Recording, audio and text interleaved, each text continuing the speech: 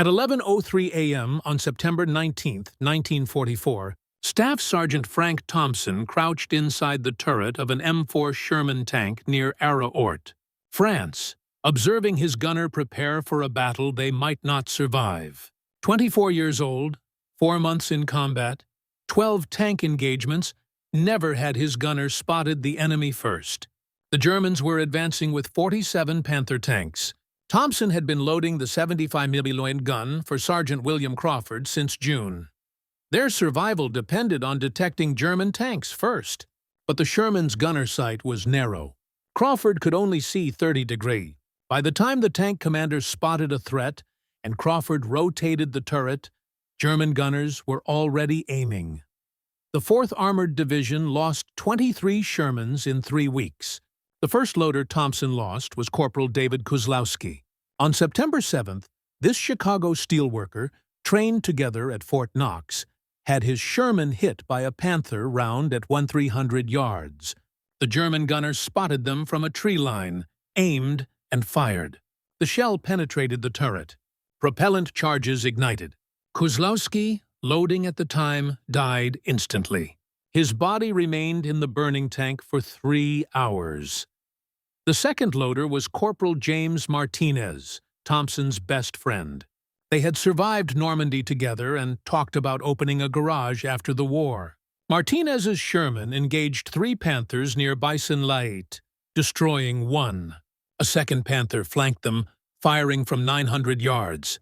Martinez was loading a shell when the round struck directly, killing him instantly. 2 days later, Martinez's tank commander told Thompson that if they had seen that Panther 3 seconds earlier, Martinez would still be alive. The officer was in tears. By mid-September, Thompson had watched 11 loaders die, all because their gunner couldn't detect threats fast enough. German tanks had superior optics. American crews were brave. But you can't fight what you can't see. Thompson studied engagement patterns. Same sequence. German tanks spotted the Sherman first, took time to aim, fired accurately, and hit first. Some crews survived. Most didn't. The problem wasn't the gun. The 75mm could destroy Panthers. The problem was seeing the target first. Crawford was skilled, but his 30-degree view wasn't enough. Thompson needed to give Crawford more eyes, to detect threats instantly, not after the commander called them out. Every second counted, loading another shell or dying like Martinez. The solution came September 18th. Simple. A mirror from his shaving kit, 3-Tech 4 inches, standard issue, mounted inside the turret. Crawford could now see behind them without rotating, detect flanking threats, and see what the tank commander saw. Completely illegal. Modifying equipment without authorization meant court-martial. But Martinez was dead. Kozlowski was dead. 11 loaders dead. Thompson didn't want to be the 12th. He would install the mirror that night and test it the next day. Either Crawford would see threats faster, or Thompson would die trying. That night, the maintenance area was quiet after 2,200 hours. Most crews were asleep. Only sounds were distant generators and insects against the overhead lights. The air smelled of engine oil. September nights in Lorraine were cool. Thompson could see his breath. He retrieved his tool bag from under his bunk, which contained the mirror in a metal frame, wire cutters, pliers, steel wire salvaged from broken equipment, and a flashlight with a dying battery. The Sherman sat in the maintenance line 50 yards away. Thompson walked over, boots crunching on gravel. No one challenged him. Night maintenance was routine. He climbed into his tank through the loader's hatch. The turret was cramped. The flashlight beam danced across metal surfaces, ammunition racks, the breech, and the gunner's seat where Crawford would sit the next day. Thompson needed to mount the mirror where Crawford could see it without moving his head from the gun sight. The position had to be perfect. Too high, Crawford couldn't see it while aiming. Too low, it blocked movement. Thompson tested various positions, hands shaking, not from cold, but from knowing he could face court-martial. He settled on 12 inches left of Crawford's seat, angled at 45 degrees. The mirror reflected the view behind the tank. Anything approaching from the rear or flanks Crawford could glance at without taking his eye off the main gun sight. A 3-second check, enough to see a Panther flanking them. Thompson cut 4 6-inch steel wires, bent them into U-shaped mounting brackets, and drilled holes in the turret wall with a hand drill. The bit squealed against the armor plate. Thompson paused often, listening to ensure nobody approached. None did. Installing the brackets took 40 minutes. Fingers slipped, flashlight rolled away, pliers dropped twice. Each noise made his heart pound. If an officer caught him modifying the tank, he faced charges: destruction of government property, unauthorized modification, disobeying orders, minimum punishment, reduction in rank, maximum prison. But Martinez was dead. Kozlowski was dead. 11 loaders were dead. Tomorrow, Thompson would either be loading shells or burning in the turret. He secured the mirror to the brackets with wire, twisted it tight, and tested the angle. The mirror worked perfectly. Thompson sat in Crawford's position, looking through the main gun sight while glancing at the mirror. He could see both simultaneously. Main sight for targets ahead, mirror for threats behind. It worked. He cleaned up, wiping away metal shavings. The modification looked crude, obviously not factory issue, but it was functional. The turret was crowded with gear, ammunition racks, radio sets, fire extinguishers. One small mirror might go noticed during inspection. He climbed out at 01:30, walked back to his bunk, didn't sleep, lay in the dark, thinking about tomorrow. The 4th Armored Division was moving at 0700 intelligence reported German Panthers in the area. 5th Panzer Army trying to stop Patton's advance. Tomorrow would be tank battle. Either the mirror would work or it wouldn't. Either Crawford would see threats 3 seconds faster or Thompson would die like his friends. No middle ground in tank combat. You shot first or you burned. At 06:1 Thompson heard engines starting. The battalion was preparing to move out. At 0712, Thompson's Sherman rolled out of the maintenance area. The engine rumbled, tracks clanked against hard ground. Thompson sat in the loader's position with 76 rounds of 75mm ammunition racked around him. Armor-piercing, high-explosive, white phosphorus. He'd loaded these shells hundreds of times. Today might be the last time. Crawford was in the gunner's seat to Thompson's right. The tank commander stood in the cupola above them. The driver and assistant driver sat forward in the hull. 5 men in 30 tons of steel, rolling toward German positions 12 mi, to east. The battalion moved in column formation. 18 Sherman spread across 2 miles of French farmland. Fields on both sides, tree lines in the distance, hills to the north. Perfect country for an ambush. The kind of terrain where Panthers hid and waited, where German gunners picked off American tanks one by one. Thompson watched Crawford. Crawford hadn't said anything about the mirror. Either he hadn't noticed it yet, or he was ignoring it. The mirror was mounted 12 into Crawford's left, angled at 45 graden, reflecting the view behind the tank. Thompson had tested it last night. It worked, but combat would be the real test. At 0843, the radio crackled. Lead tank reported movement ahead. German armor, Panthers, maybe 6 of them, range 2,000 WWII. Too far for accurate shooting. The battalion commander ordered the column to spread out. Hold down positions. Wait for the Germans to close the distance. Thompson's crew found a position behind a low ridge. The tank commander called out targets through the intercom. Crawford traversed the turret, searching. The main gun sight showed open farmland. No targets visible yet. The Germans were smart, using terrain, staying hidden until they had good shots. Thompson loaded an armor-piercing round, slammed the breech closed, tapped Crawford's shoulder. Ready. His heart was pounding, hands sweating. This was it. The moment that would prove whether the mirror worked or whether Thompson had wasted his time drilling holes in government property for nothing. At 0907, Crawford fired. The gun recoiled. The breech opened. Hot brass casing ejected. Smoke filled the turret. Thompson grabbed another round. Loaded. The whole process took 6 seconds. Crawford was already traversing right, searching for the next target. Then Thompson heard Crawford's voice over the intercom. Calm, steady. Panther, left rear, 800 Wadhars Sudfrist. Thompson's stomach dropped. Left rear meant flanking. Meant a German tank had gotten around them, was coming at their side armor, the weakest part of the Sherman. A Panther round through the side would kill everyone. But Crawford had seen it. Without the tank commander calling it out, without traversing the turret to search, Crawford had glanced at the mirror, seen the Panther in the reflection, called it out immediately. The mirror worked. Crawford traversed left fast. The turret winded. Thompson watched through the vision port, saw the Panther. It was moving across open ground, exposed. The German crew probably thought they were undetected. Probably thought they had time to get into position. Probably thought the Sherman hadn't seen them yet. They were wrong. Crawford fired. The round hit the Panther's left track. Didn't penetrate the armor, but it stopped the German tank. Immobilized it. The Panther tried to traverse its turret. Tried to return fire. Crawford loaded another round faster than Thompson had ever seen.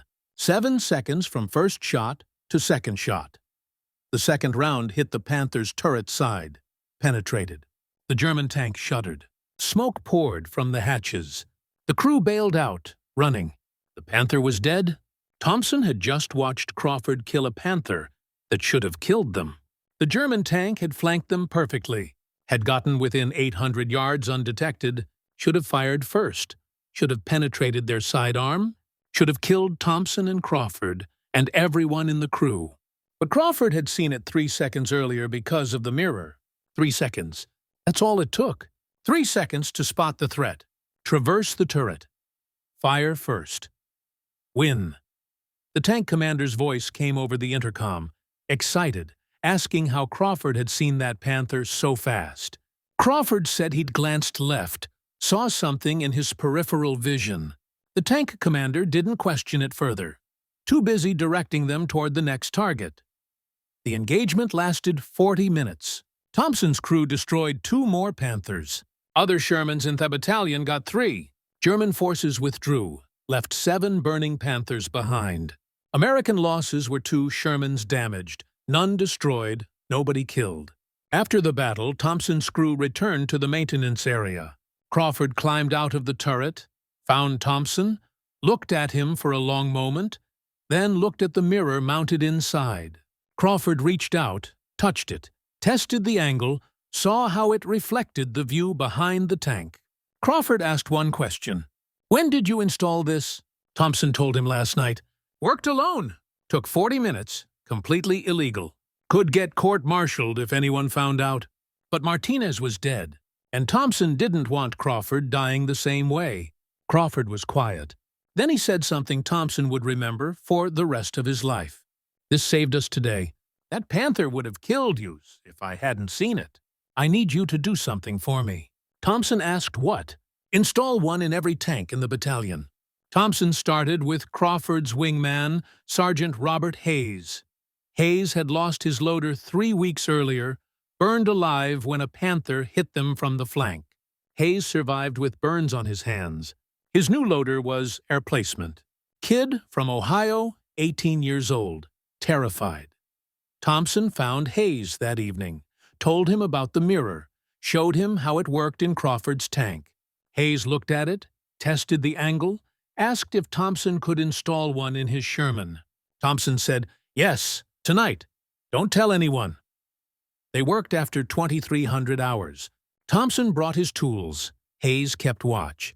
The installation took 35 minutes, faster than the first time. Thompson knew the exact position now, knew the angle, knew how to drill the holes without the bit squealing too loud. When they finished, Hayes tested it from the gunner's position. Said it was perfect. Said his gunner would be able to see flanking threats instantly. Hayes asked Thompson how much he wanted payment for the work. Thompson said nothing. "Just don't get killed. That's payment enough." The next day, Hayes's crew engaged 4 Panthers near Moncourt. Hayes's gunner spotted 2 of them using the mirror, called them out before they got into firing position, destroyed both. Hayes came back raving about the modification, told every tank commander in the company. By evening, 6 more crews wanted mirrors. Thompson installed 3 more that night, 2 the night after. Word spread through the battalion faster than Thompson expected. Loaders talked to other loaders. Gunners talked to their gunners. Tank commanders started asking their crews if they'd heard about the mirror modification. Some crews were skeptical. Most wanted it immediately. By September 25th, Thompson had installed mirrors in 14 Shermans. He was exhausted, working maintenance during the day, installing mirrors at night, getting maybe 4 hours of sleep. But crews were surviving. The battalion's kill ratio had shifted. 5 Panthers destroyed for every Sherman lost. That ratio had been reversed a month ago. Lieutenant Colonel Creighton Abrams commanded the battalion. Abrams was a tanker's tanker. Aggressive, smart, knew armor combat inside and out. He noticed something was different. His crews were spotting German tanks faster, reacting quicker, winning engagements they should have lost. But he couldn't figure out what had changed. On September 27th, Abrams did an inspection of the tank line. Standard procedure, checking maintenance, verifying ammunition loads, ensuring equipment was combat-ready. He climbed into Thompson's Sherman, looked around the turret. His eyes stopped on the mirror mounted to the left of the gunner's seat. Abrams asked what that was. Thompson's stomach dropped. This was it. Court-martial, dishonorable discharge, prison, everything he'd feared since installing the first mirror. Crawford spoke up before Thompson could answer, said it was a modification they'd made, helped the gunner see threats from the flanks, had saved their lives twice in the past week. Abrams asked who authorized it. Crawford said nobody. They'd done it themselves. Knew it was against regulations, but it worked. Abrams stared at the mirror for a long time. Then he climbed out of the turret, walked down the line, climbed into Hayes's tank, saw another mirror, same position, same angle, climbed into a third tank, another mirror. Abrams realized what was happening. Multiple tanks had been modified, all the same way, all without authorization. He called Thompson over, asked him directly, "Did you install these mirrors?" Thompson said, "Yes, sir. All of them." 14 tanks total. Took about 40 minutes per tank. Used salvaged materials. No requisitions. No paperwork. Completely illegal. Thompson stood at attention, waited for Abrams to order his arrest. Abrams asked how many tanks in the battalion didn't have mirrors yet. Thompson said, 23, sir. Abrams looked at him, then said something Thompson never expected.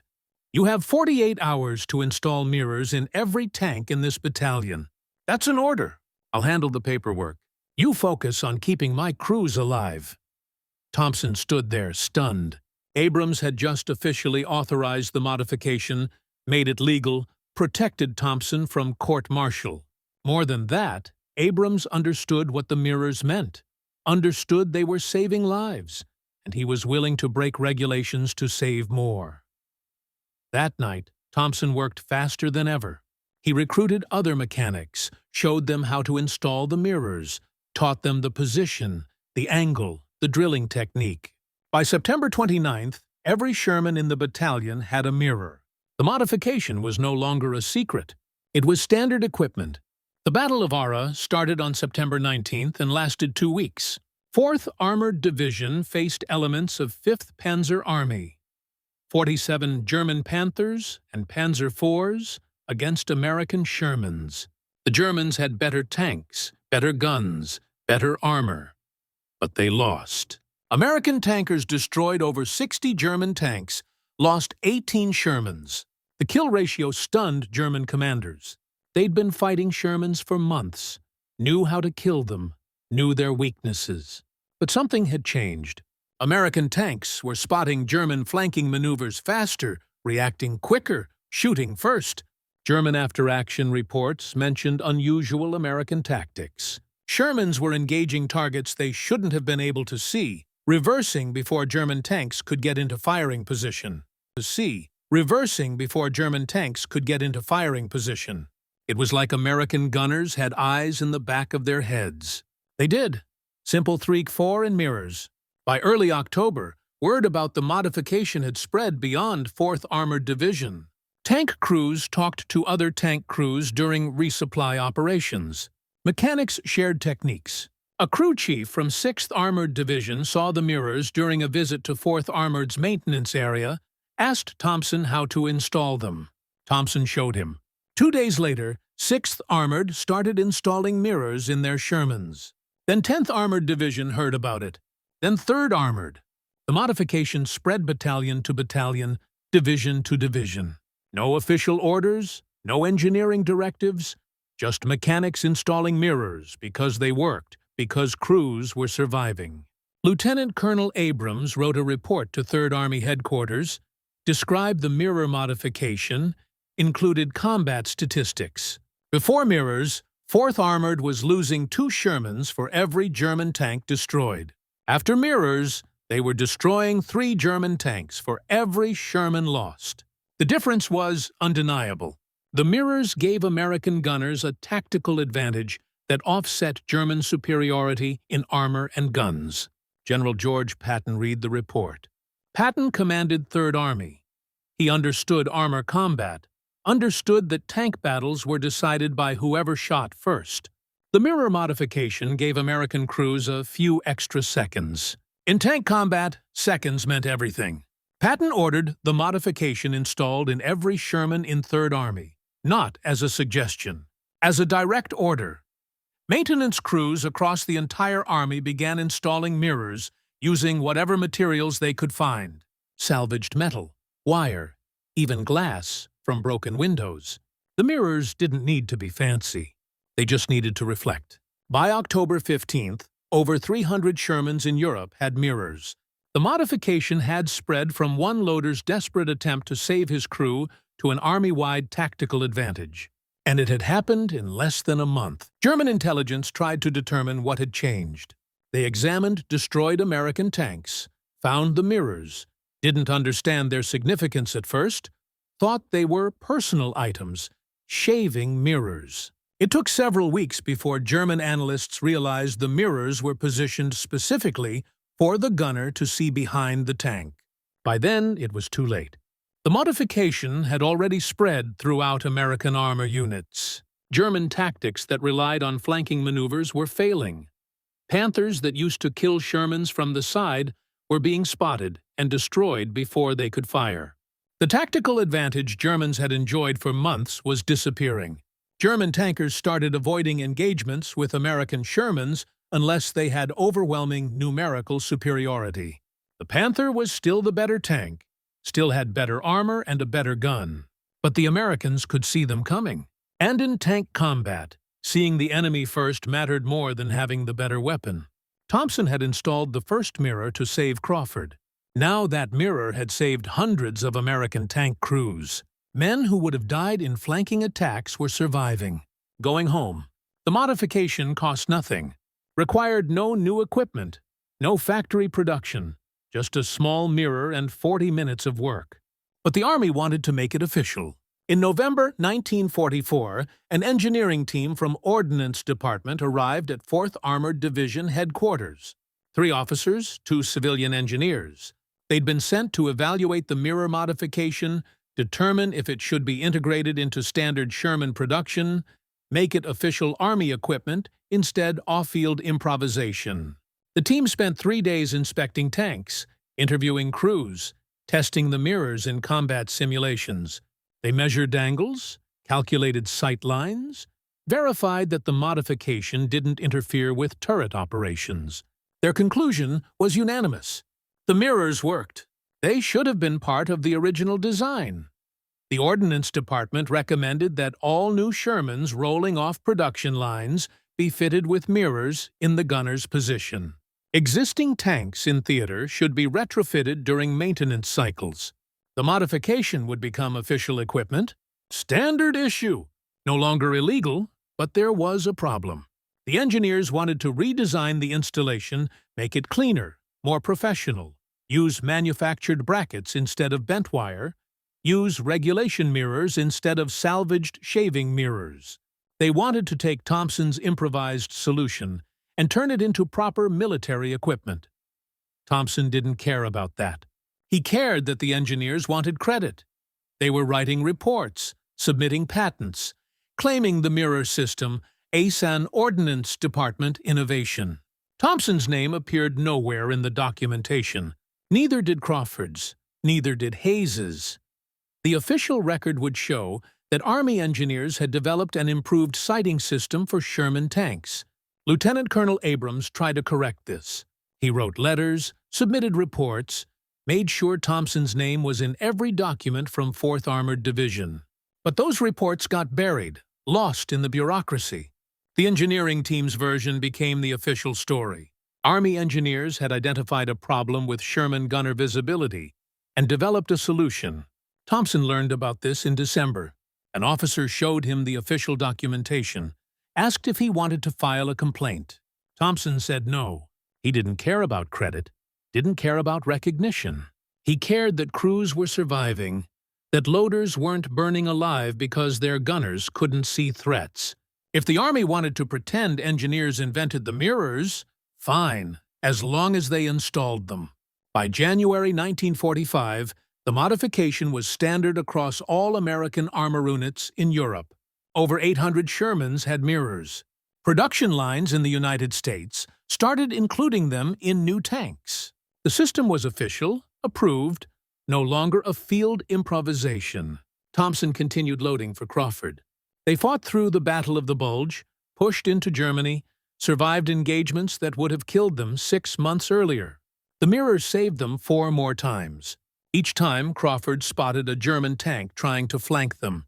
Each time they fired first. Each time Thompson stayed alive. Other crews had similar stories.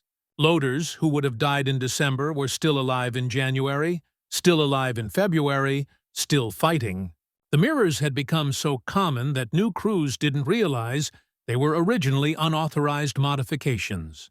They thought the mirrors were factory equipment, standard Sherman design.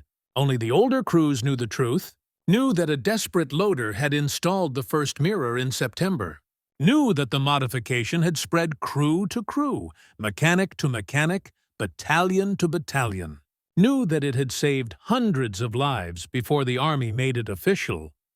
Thompson's work had changed how American tanks fought, but his name never appeared in any citation. No commendation, no medal, no official recognition. The engineering team took the credit. The Army accepted their version, and Thompson went back to loading shells. He'd saved Crawford, saved Hayes, saved hundreds of other tank crews. That was enough. The war in Europe ended on May 8, 1945. Thompson's crew was in Czechoslovakia when Germany surrendered. They'd fought for 11 months, survived dozens of engagements. The mirror had saved them 8 times. 8 times Crawford spotted German tanks trying to flank them. 8 times they fired first. 8 times Thompson kept loading instead of burning. Crawford survived the war. 63 combat engagements, 14 confirmed tank kills. He returned to Detroit in August 1945. Went back to factory work, got married, had 3 kids. He kept the photograph of his Sherman crew on his desk for 40 years. Thompson was in that photograph standing next to the tank. Young, thin, covered in grease. Crawford never forgot what Thompson had done. Every year on September 19th, Crawford called Thompson, him for installing the mirror, told him he wouldn't have survived without it. Thompson always said the same thing. He was just doing his job, keeping his crew alive. That's what loaders do. Thompson stayed in the Army until 1946, then went home to Pennsylvania, small town outside Pittsburgh. He worked in a steel mill for 32 years, same work he'd done before the war. Hot metal, heavy machinery, long shifts. He married in 1948, had 2 daughters, lived a quiet life. Thompson never talked about the mirror. When people asked about the war, he said he was a loader. Worked on tank crews, that's all. He didn't mention the modification. Didn't mention saving hundreds of lives. Didn't mention that he'd changed how American tanks fought. It wasn't modesty. He just didn't think it mattered anymore. Hayes also survived. The gunner who'd lost his first loader. Hayes fought until Germany surrendered. Never lost another crew member. He credited the Mirror with saving his crew 3 times. After the war, Hayes became a high school teacher in Ohio. Pot history. Sometimes he'd tell his students about tank combat, about how small innovations could save lives. He never mentioned Thompson by name, didn't know if Thompson wanted the attention. By the 1960s, the Mirror modification had been forgotten.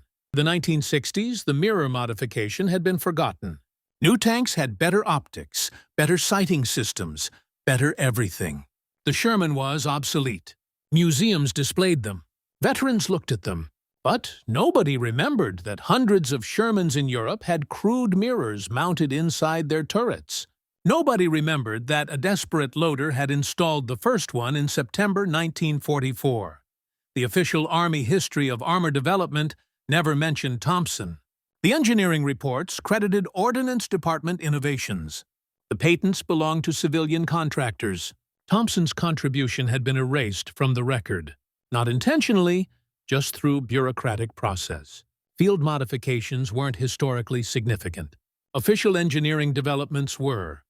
Thompson retired from the steel mill in 1978, spent his retirement working in his garage, fixing cars, small engines, same kind of work he'd done in the Army. His daughters knew he'd served in the war, knew he'd been a tank crewman, didn't know anything about mirrors. In 1992, a military historian researching Sherman modifications found references to improvised mirrors in maintenance logs from 4th Armored Division. The logs mentioned to Staff Sergeant Thompson. The historian spent 6 months tracking down veterans from that unit. Found Crawford. Crawford told him the whole story about Martinez dying, about Thompson installing the mirror, about how it spread through the entire division. The historian found Thompson through veteran registries. Thompson was 74 years old, still living in Pennsylvania, still working part-time in his garage. The historian asked if he'd installed the mirrors. Thompson said yes, asked why the historian cared about something that happened 50 years ago. The historian said he'd found maintenance logs from over 40 battalions, estimated that somewhere between 600 and 800 Sherman tanks had mirrors installed. Between September 1944 and May 1945, based on survival rate improvements in units that used the mirrors versus units that didn't, the modification had probably saved between 200 and 300 American tank crew lives. Thompson said he'd never counted. He just remembered Crawford and Hayes and the others who came back. That was enough. The historian published his findings in 1994. A small article in a military history journal described the mirror modification, credited Thompson, included interviews with Crawford and Hayes. The article reached maybe 2,000 readers. Mostly academics, veterans, history enthusiasts. Thompson received 3 letters after the article published. One from a former tank commander who'd used the mirror in Germany, said it had saved his crew twice. One from a loader who'd installed mirrors in 6th Armored Division, said he'd learned the technique from Thompson's crew chief. One from a museum curator asking if Thompson would donate his tools or any materials from the war. Thompson had nothing to donate. He'd left everything in Europe, came home with his duffel bag and discharge papers. That's all. No souvenirs, no memorabilia, just memories of Martinez and Kozlowski and the 11 others who died before Thompson figured out how to keep Crawford alive. Crawford visited Thompson in 1996, drove from Detroit to Pennsylvania. They hadn't seen each other in 40 years, talked for 6 hours about the war, about the mirror, about the crews they'd lost and the crews they'd saved. Crawford said he'd tried for years to get Thompson recognized. Written letters to the Army, to veterans organizations. Nobody cared. Too much time had passed. Too many bigger stories from the war. Thompson said he didn't need recognition. He had Crawford sitting alive in his garage. That was recognition enough. Frank Thompson passed away on March 14, 2003. He was 84 years old, from heart failure.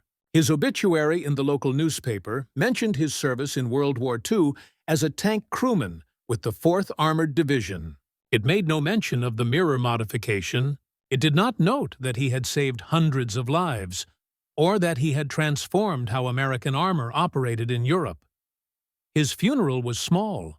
Family, a few friends. 3 men Thompson had never met attended. They introduced themselves afterward.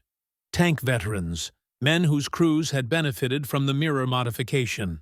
They had read of Thompson's death in veterans' newsletters, came to pay respects, and wanted his family to know the truth of what he had done. Thompson's daughters learned the full story that day, that their father had installed mirrors in tanks, that the mirrors had saved lives, that he had done it without authorization, risking court-martial, and that he never spoke of it because he didn't think it mattered. Today, Thompson's story survives in fragments, maintenance logs in the National Archives, interview transcripts in military history collections, and a paragraph in a book on Sherman tank modifications. Most people who study World War II armor have never heard of him. The mirror modification remains a footnote, a curiosity, not significant enough for textbooks.